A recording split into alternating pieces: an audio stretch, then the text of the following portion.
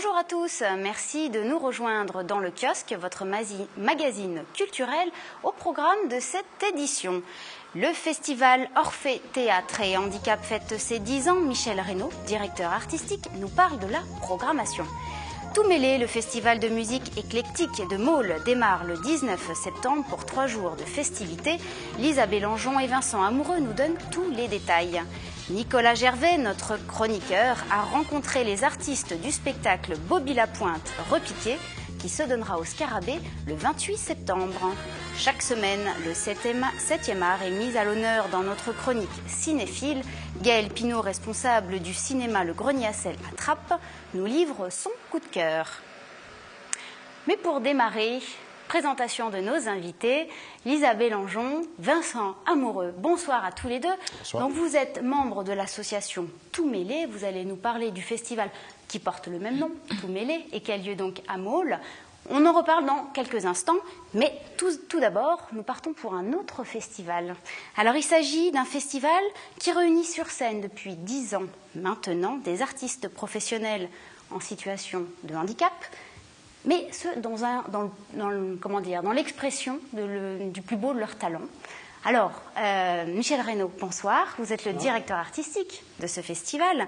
Alors, je vous propose, avant que vous nous parliez de la programmation un petit peu plus en détail, qu'on regarde un reportage qui nous donnera justement une vue d'ensemble de ce festival. Pour ses 10 ans, le Festival Orphée réserve de belles surprises. Théâtre et danse sont à l'honneur, mais pas seulement.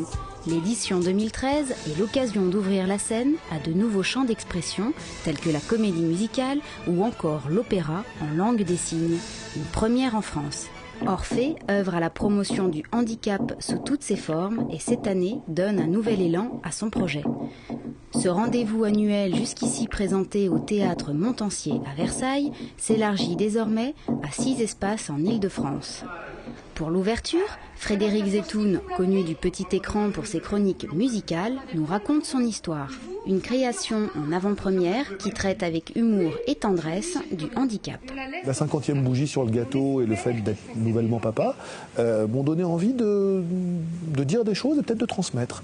Je me suis dit que j'avais peut-être un petit peu voix au chapitre, un petit peu une petite fenêtre de tir pour pouvoir parler. Donc autant, donc j'ai parlé de ma vie avec l'autodérision comme seul et unique moteur. C'est vrai, vraiment, on a, avec François Despnous, avec qui j'ai écrit ce spectacle, en fait, on a écrit à 4 mains tout le livret. Et les chansons, je les ai écrites tout seul, pour les paroles. Et j'ai demandé de l'aide à certains amis compositeurs qui, généreusement, je pense à Charles Aznavour notamment, qui nous a fait cadeau de musique et dans ce spectacle. Ce qui est donc un spectacle tout en partie en gaieté, en musique, en émotion aussi, qui, une des rares, voire même sans doute première fois au monde, forme utilisée pour raconter la réalité de la vie de Frédéric Zetoun.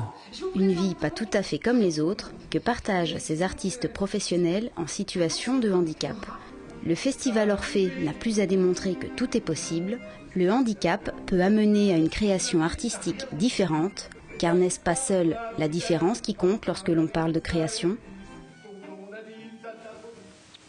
Alors Michel Reynaud, le Festival Orphée fête sa 10e bougie cette année.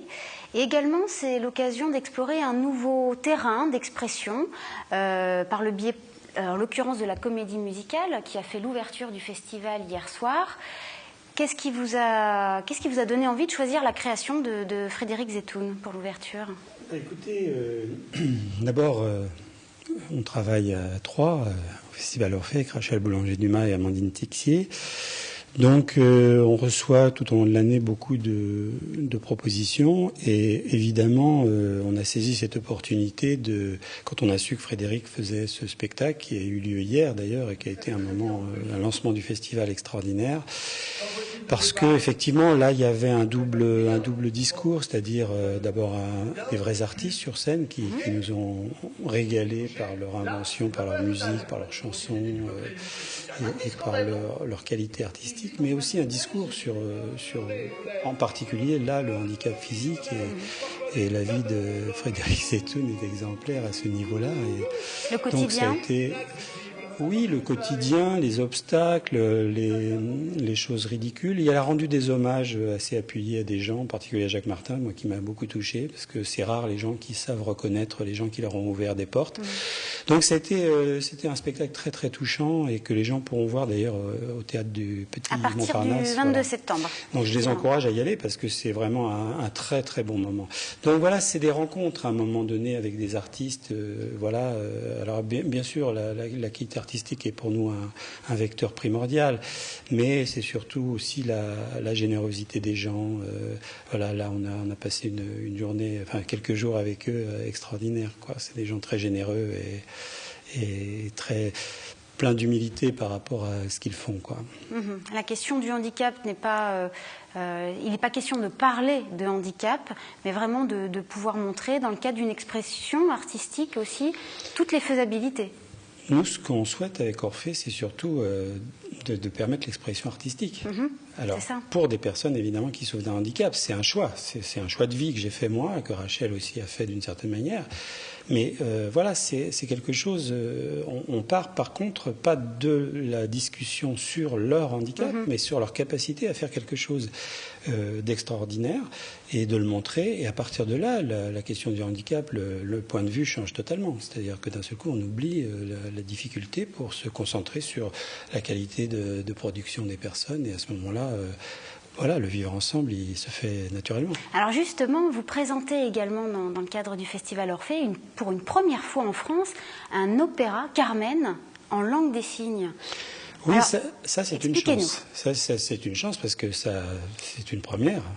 Oui. Ça, j'ai jamais été fait. Comment les spectateurs vont assister à cet opéra? Qu'est-ce qui est mis en place? Je ne peux pas tout révéler parce qu'il y a des petits secrets techniques. Alors, mais il va y avoir plein de choses qui permettent aux gens de... Ce sont des danseurs sourds. D'abord, ce sont des danseurs sourds, donc l'expression corporelle, le langage des signes va être primordial. C'est-à-dire c'est comme s'ils chantaient, mais ils vont parler avec leurs mains, comme font les sourds, évidemment. Alors, il y aura des traductions pour les entendants qui vont être handicapés pour le coup. Là, on va inverser un peu le problème. Ah, ce sera sous-titré, c'est assez rigolo. Il y aura des sous-titrages. Et puis eux, ils ont des tas de systèmes techniques, des vibrations du plancher. Enfin voilà. Parce qu'en fait, les danseurs sourds se repèrent aux vibrations. Oui, voilà. Et donc ils ont des systèmes. Mais vous savez, on a eu des spectacles avec des personnes aveugles où ils avaient des trucs de décors qui leur permettaient d'évoluer sans l'impression. Voilà. Donc c'est une des grandes forces de ce travail avec les personnes handicapées. C'est l'invention qu'il faut avoir pour arriver à faire des mises en scène. Pour les metteurs en scène, ces personnes sont des bonheurs absolus. Alors, Carmen, ce sera vendredi au Théâtre Montansier à 20h30. Alors, est-ce que votre public a changé depuis 10 ans? Est-ce qu'il a évolué? Il s'est enrichi. Ouais. Voilà. Alors, qui trouve-t-on dans ce public? Il s'est enrichi parce que 10 ans, c'est quand même long. C'est quand même déjà un grand bout de chemin. Comment on mobilise? Dès la première année, en 2003, on a eu des spectacles de grande qualité et le public a répondu présent.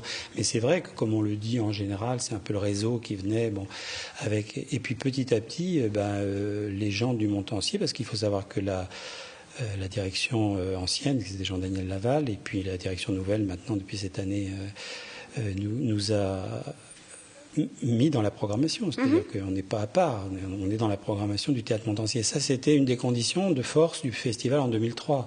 Ce qui fait que les abonnés du Montansier pouvaient prendre des places aussi pour les spectacles donc du festival, ce qui est toujours le cas. Un public mixte. Donc on a eu assez vite un public mixte et c'est vrai qu'aujourd'hui tous les publics viennent à Orphée, les scolaires aussi, on en parlera peut-être tout à l'heure. Alors si, justement, les scolaires, parlons-en tout de suite, parce que vous proposez aussi dans votre programmation 2013 un répertoire un petit peu plus classique, notamment avec Georges Dandin de Molière, donc une adaptation de Molière qui sera présentée par les comédiens du théâtre Eurydice. Alors Eurydice, vous les connaissez bien, ces comédiens.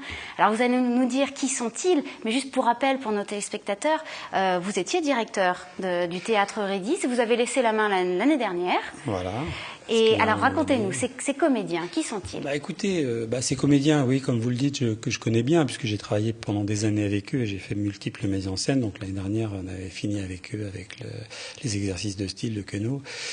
Depuis 2-3 ans, on travaille avec Richard Le Teurt, qui m'a donc succédé, à qui j'ai proposé ma succession Eurydice, et qui l'a accepté avec... pour ma plus grande joie, parce que c'est quelqu'un de très bon et puis je crois de très investi dans le projet maintenant. Et donc voilà, et c'est sa deuxième mise en scène avec les comédiens d'Eurydice. Il avait monté le Père Gunt de Ibsen. Alors juste, est-ce que vous pouvez nous rappeler rapidement, parce qu'on est un peu pris par le temps, qui sont ces comédiens? Alors, ce sont des gens qui sont aujourd'hui, catalogués, puisqu'on a fait des cases, on met toujours les personnes handicapées dans des cases, dans le style de handicap psychique. Voilà.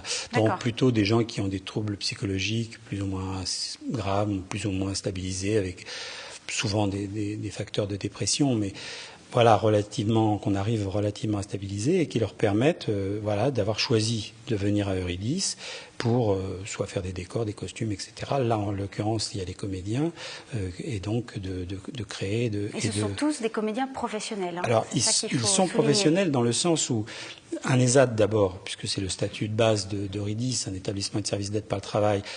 Toutes les personnes qui travaillent dans un ESAT, c'est à caractère professionnel, ils sont salariés à des conditions prévues par la loi, mais ils sont salariés. Et là, il se trouve que Eurydice est un ESAT particulier, puisque c'est un ESAT orienté sur le théâtre, avec construction de décors, costumes, enfin la petite comédie française du handicap, j'ai envie de dire, avec un peu d'humour.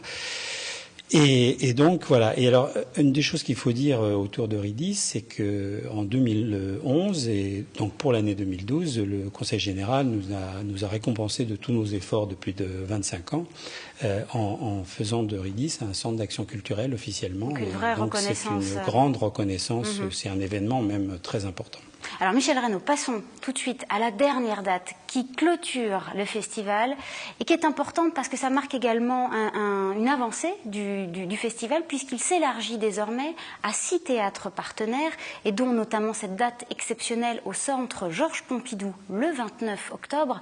Alors vraiment en 2 mots, qui va se présenter pour cette dernière soirée? C'est Flic Flac Danza, c'est une compagnie de danse espagnole qu'on connaît bien. C'est la 3e fois qu'on les programme au Festival Orphée depuis, puisque c'est la 11e édition, c'est le 10e anniversaire, mais c'est la 11e édition.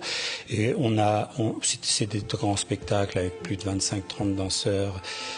Ils me font même danser des enfants parce que c'est à la fois un lieu professionnel, mais c'est un lieu de formation. Donc ils mêlent des amateurs avec des professionnels, mais le spectacle est d'une qualité, d'une émotion. Et ce sont des danseurs dont la moitié de la compagnie. Voilà, la moitié de la compagnie est handicapée, avec des handicapés qui peuvent être des handicapés psychiques, des handicapés physiques et des jeunes trisomiques.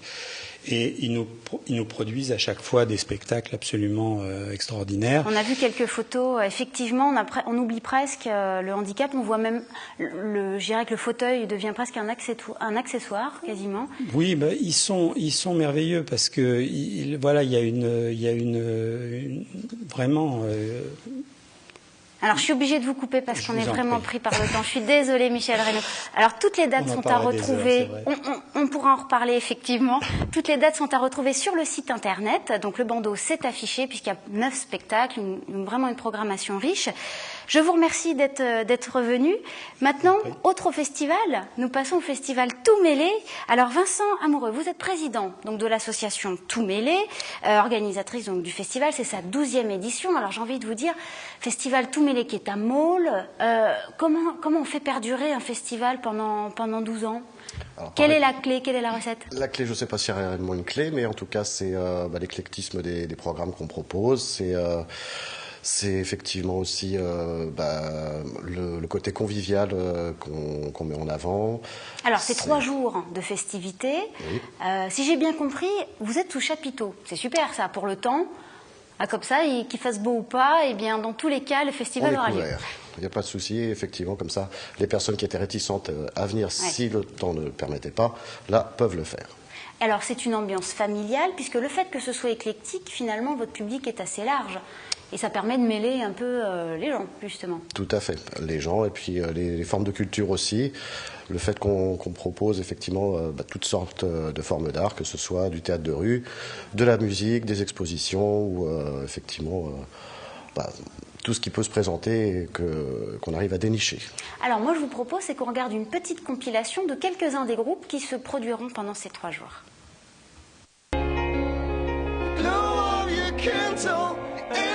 In faith, the warmth of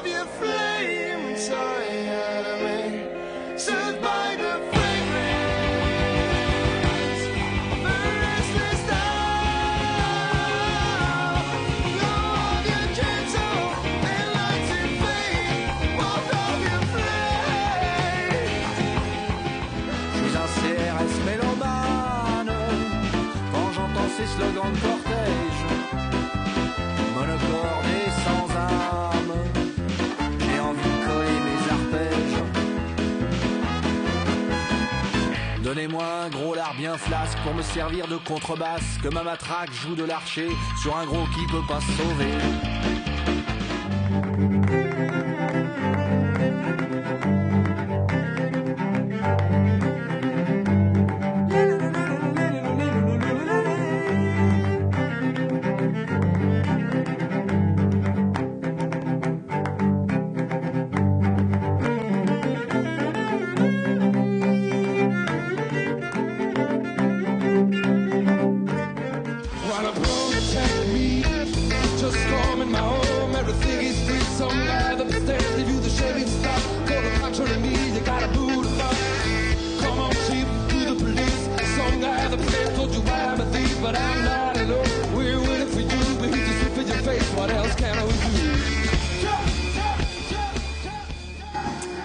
Lisa Bélangeon, vous êtes membre du bureau de l'association Tout Mêlé, également bénévole. Alors comme on a pu le voir, la programmation est plutôt éclectique, chansons, rock, électro. Alors la particularité aussi de ce festival, c'est que ce sont les bénévoles qui font la programmation. Alors comment ça s'est passé? Tout à fait, en fait on est une quinzaine à l'année et toute la programmation est réfléchie et décidée associativement. On a quelques conseils extérieurs de programmateurs professionnels du réseau du CRI, qui est un réseau des Yvelines de musique actuelle, mais sinon toutes les décisions sont prises ensemble en fonction de ce qu'on voit dans l'année, ce qu'on déniche, ce qu'on a envie de programmer pour faire découvrir au public. Donc c'est vos coups de cœur qu'on va pouvoir trouver voilà, pendant exactement. 3 jours.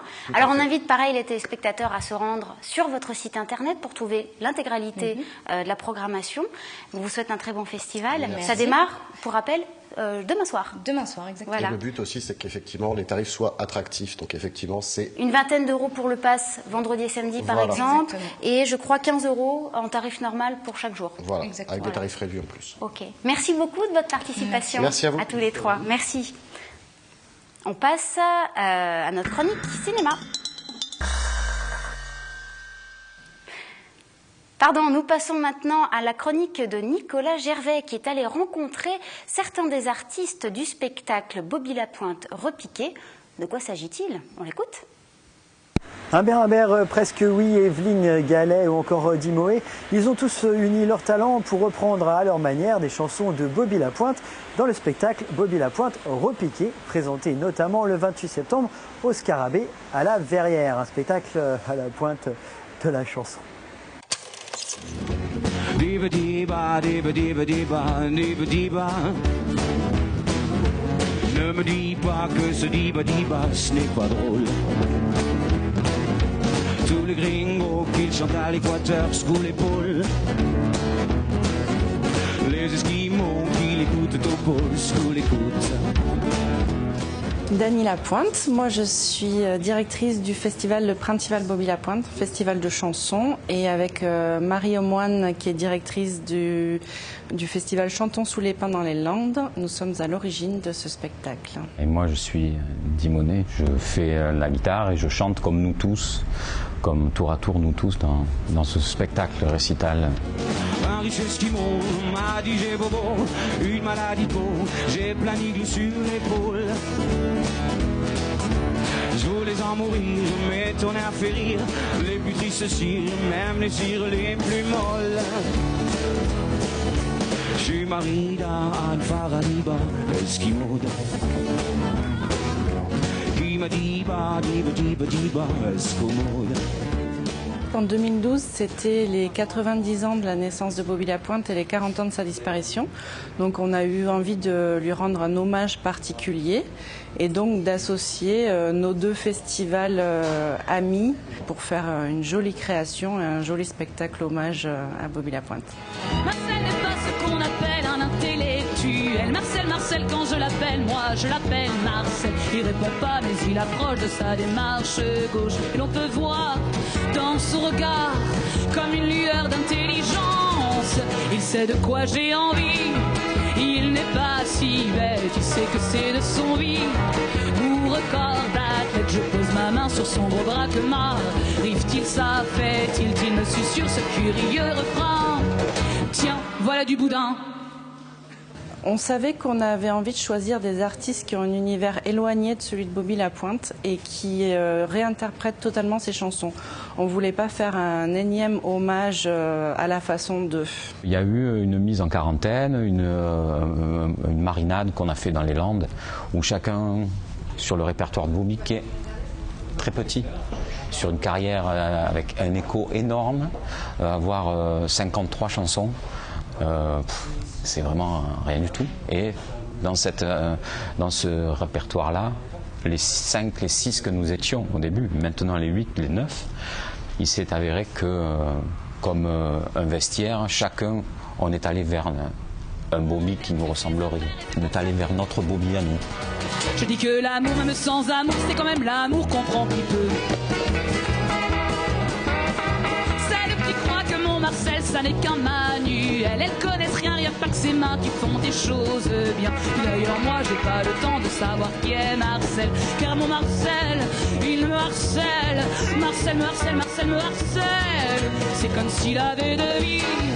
Il a plusieurs facettes, évidemment, qui sont la drôlerie, même si c'est en permanence lié à l'humour, la mort, l'amour, le cul, même on va dire, le sexe. Nos univers propres sont tellement différents que il fallait aller très vite pour se rencontrer, pour se respecter, et puis pour être irrévérencieux aussi envers Bobby Lapointe, qui était quand même quelqu'un qui était atypique, qui était un peu subversif, qui était un peu quepon, à mon avis, qui était un peu anticonformiste, qui avait cet endroit-là. Donc le fait que l'on passe du temps à travailler ensemble, on a surtout appris à s'apprécier et puis à accompagner la proposition de l'autre, sans la juger. C'est pourquoi j'ai pris l'avion pour Paris, où j'ai eu pas mal de mal à faire suivre ma malle. Je suis ici depuis que j'ai mal du pays, je vais dans le jour pâle voir l'aurore boréale. Mais pas, dit que j'y va, tout c'est clair. J'ai assisté à la résidence et c'est vraiment avec grand plaisir que j'ai vu se construire les choses. J'ai été très touchée du travail qui a été fait et de l'interprétation qui a été donnée. Je trouve que ça donne une vision vraiment différente. C'est modernisé évidemment, ça donne une autre écoute aux chansons. Depuis le temps que je t'attends, depuis le temps, qui est une chanson faite par Anne Sylvestre, chantée par Roland Bourbon et Evelyne Gallet. Quand on a Evelyne Gallet qui chante le premier couplet, prend la voix d'Anne Sylvestre, on a quelque chose de puissant, sérieux, et on a un Roland Bourbon qui ne change rien, mais à le voir tout d'un coup, il nous donne quelque chose de pas sérieux, donc ça crée un chemin assez troublant. Ça devait être que 2 concerts au début, un dans chaque festival, ça aurait été très très bien, et puis voilà, ce qui séduit, c'est évidemment cette idée de bonne humeur, c'est transmissible, quoi, une jolie MST, quoi.